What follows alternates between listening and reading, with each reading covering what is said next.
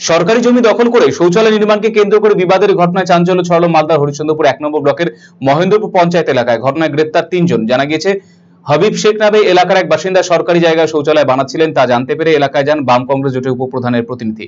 এ নিয়ে তাদের মধ্যে বচসা বেঁধে যায়। সেই সময় তাকে মারধর করা হয়। মারধরের চোটে ফেটে যায় কানের পর্দা। আহত ব্যক্তিকে হরিশ্চন্দ্রপুর গ্রামীণ হাসপাতালে ভর্তি করা হয়।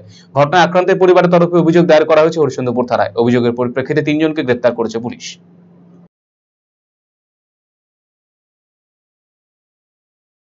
আমার স্বামী প্রতিনিধি আছে, উপপ্রধান।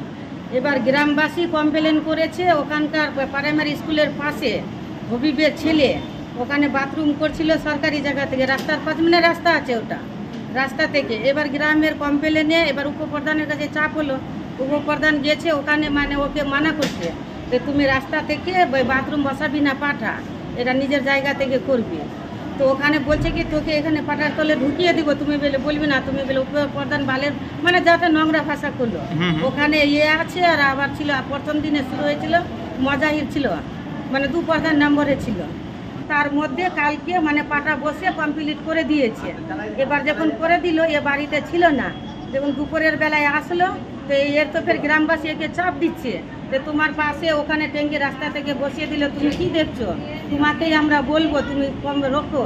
তো গেলে কালকে ওখানে যাবার পরে বললো যে তুমি বললি তোকে বিলে দেখাবো।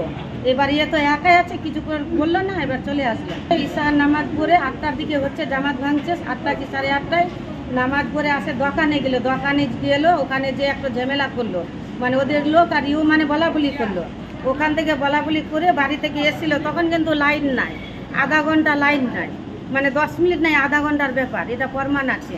আধা ঘন্টা লাইন না, আর ওখানে অন্ধকারে মরে সবাই মিলে ধরে ওখানে 10 থেকে 12-14 জন মিলে ওকে মারে, মানে ওখানে মাটি থেকে শুকিয়ে দিয়েছে।